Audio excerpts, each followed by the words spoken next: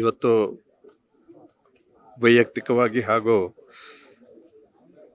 ಕನ್ನಡ ಚಿತ್ರರಂಗಕ್ಕೆ ಒಂದು ದೊಡ್ಡ ನಷ್ಟ ಅಂತ ಹೇಳ್ಬೋದು. ನಮ್ಮ ಆತ್ಮೀಯ ಸ್ನೇಹಿತ ದಿಲೀಪ್ ರಾಜು ಇವತ್ತು ನಮ್ಮನ್ನೆಲ್ಲ ಅಗಲಿದ್ದಾರೆ. ಸುಮಾರು 26-27 ವರ್ಷಗಳಿಂದ ನನ್ನ ಸ್ನೇಹಿತ. ನಾವೆಲ್ಲ ನಮ್ಮ ಸ್ಟ್ರಗ್ಲಿಂಗ್ ಪೀರಿಯಡಲ್ಲಿ ಅವಕಾಶಕ್ಕಾಗಿ ಓಡಾಡ್ತಾ ಇದ್ವಿ. ಕಷ್ಟಪಟ್ಟು ಆ್ಯಕ್ಟಿಂಗ್ ಮಾಡ್ತಾ, ನಿರ್ದೇಶನ ಮಾಡ್ತಾ ಈಗ ನಿರ್ಮಾಪಕನಾಗಿದ್ದೇನೆ.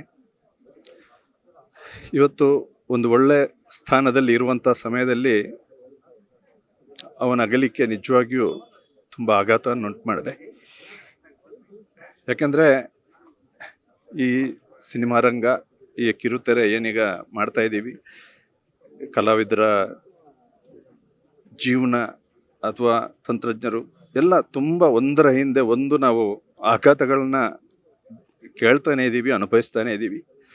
ಏನಾಗಿದೆ ನಮ್ಮ ಚಿತ್ರರಂಗಕ್ಕೆ ಅಂತ ಗೊತ್ತಾಗ್ತಾ ಇಲ್ಲ. ಎಲ್ಲರನ್ನ ಕಳ್ಕೊತಾ ಇದ್ದೀವಿ. ಅದಕ್ಕೆ ಏನು ಕಾರಣ? ಲೈಫ್ ಸ್ಟೈಲ್ ಚೇಂಜ್ ಆ ಥರದ್ದು ಏನೂ ಅಲ್ಲ. ಹೇಗೋ ಬದುಕಿದವರು ಚೆನ್ನಾಗೇ ಬದುಕ್ತಿದ್ದಾರೆ. ಚೆನ್ನಾಗಿರಬೇಕು, ಎಲ್ಲದರಲ್ಲೂ ಕಂಟ್ರೋಲ್ ಮಾಡಿಕೊಂಡು ಎಲ್ಲ ನಮ್ಮ ದೇಹನ, ನಮ್ಮ ಮನಸ್ಸನ್ನು ಎಲ್ಲ ಚೆನ್ನಾಗಿರಬೇಕು ಅಂತ ಇರೋರಿಗೆ ಈ ಥರದ ಆಘಾತಗಳಾಗ್ತಾ ಇದೆ. ಇದಕ್ಕೆ ಬೇಕಾದಷ್ಟು ಉದಾಹರಣೆ ಇದೆ. ಹೇಗೋ ಲೈಫ್ ಲೀಡ್ ಮಾಡಿದವರು ಚೆನ್ನಾಗಿದ್ದಾರಲ್ಲ, ಎಲ್ಲ ಚೆನ್ನಾಗಿರಬೇಕು ಅಂದವ್ರಿಗೆ ಹೀಗಾಗ್ತಿದೆಯಲ್ಲ. ಸೊ ಹೇಗಿರಬೇಕು ಗೊತ್ತಾಗ್ತಾ ಇಲ್ಲ.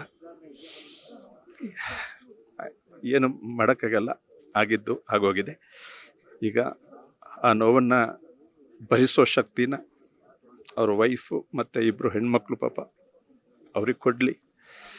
ಆಗಲಿದ್ದಂಥ ಆತ್ಮಕ್ಕೆ ಚಿರಶಾಂತಿ ಸಿಗಲಿ ಅಂತ ಆ ಭಗವಂತನಲ್ಲಿ ಕೇಳ್ಕೊತೀನಿ ಅಷ್ಟೆ. ಇಲ್ಲ, ನಾನು ಈಗ ಬ್ರಹ್ಮಗಂಟು ಅಂತ ದಿಲೀಪ್ ರಾಜ್ ಪ್ರೊಡಕ್ಷನಲ್ಲೇ ನಾನು ಕೆಲಸ ಮಾಡ್ತಾ ಇದ್ದೀನಿ. ಅದು ಮಾಡಬೇಕಾದ್ರೆ ಅಷ್ಟೇ, ಖುದ್ದು ಈಗ ನಾರ್ಮಲಾಗಿ ಒಂದು ಸೀರಿಯಲ್ಗೆ ಕ್ಯಾಸ್ಟಿಂಗ್ ಮಾಡಬೇಕು ಅಂದರೆ ಯಾರೋ ಮ್ಯಾನೇಜರ್ ಕಾಲ್ ಮಾಡ್ತಾರೆ ಅಥವಾ ಆ ಥರ ಇರುತ್ತೆ. ಇದು ಹಾಗಿಲ್ಲ. ಖುದ್ದು ದಿಲೀಪ್ ರಾಜನೇ ಫೋನ್ ಮಾಡಿ, ಸರ್ ಈ ಥರ ಒಂದು ಕ್ಯಾರೆಕ್ಟರ್ ಇದೆ, ನೀವು ಮಾಡಿದರೆ ಚೆನ್ನಾಗಿರುತ್ತೆ, ತುಂಬ ಪವರ್ಫುಲ್ ಕ್ಯಾರೆಕ್ಟ್ರು ಅಂತೆಲ್ಲ ಹೇಳಿ ಕತೆ ಎಲ್ಲ ಎಕ್ಸ್ಪ್ಲೈನ್ ಮಾಡಿ ನನ್ನ ಮೊದಲನೇ 2-3 ದಿನ ಶೂಟಿಂಗ್ ಗ್ಯಾಪನ್ನೇ ಬಂದು ಡೈರೆಕ್ಷನ್ ಮಾಡಿ, ಆಮೇಲೆ ಯಾರಿಗಾದ್ರೂ ಪ್ರೊಡ್ಯೂಸರ್ ಅಂತ ಇದು ಮಾಡಿದಾಗ, ಅಯ್ಯೋ ಪ್ರೊಡ್ಯೂಸರ್ ಅಲ್ಲ ಸರ್, ನಾವೆಲ್ಲ ಜೊತೆನಲ್ಲಿದ್ದವರು, ಜೊತೆಯಲ್ಲಿ ಸ್ಟ್ರಗಲ್ ಮಾಡಿದವರು, ಏನೋ ಆಗಿದ್ದೀನಿ, ಫ್ರೆಂಡ್ಸ್ ಅಷ್ಟೇ, ಹಂಗೆ ಅಂತೆಲ್ಲ ತುಂಬ ಮಾತಾಡೋರು. ಯಾವತ್ತು ಪ್ರೊಡ್ಯೂಸರ್ ಥರ ಬಿಹೇವ್ ಮಾಡಲ್ಲ. ಒಳ್ಳೆಯವ್ರಿಗೆ ಕಾಲ ಇಲ್ವೋ ಏನೋ ಗೊತ್ತಾಗ್ತಾ ಇಲ್ಲ, ಬಟ್ಟು ಲಾಸ್ ಮಾಡ್ಕೊಂಡಿದ್ದೀವಿ ಅಷ್ಟೇ. ನೀವು ಸಣ್ಣ ಆಗ್ಬೇಕಲ್ವಾ? ಅದು ಒಂದು ಉತ್ತಮ ಆಹಾರದಿಂದ ಸಣ್ಣ ಆಗ್ಬೇಕಲ್ವಾ? ಪ್ರತಿದಿನ ನಮ್ಮ ಜೀನಿ ಸ್ಲಿಮ್ನ ಯೂಸ್ ಮಾಡಿ ಯಾವುದೇ ಸೈಡ್ ಎಫೆಕ್ಟ್ ಇಲ್ದಂಗೆ ನೀವು ಸಣ್ಣ ಆಗ್ತೀರಾ.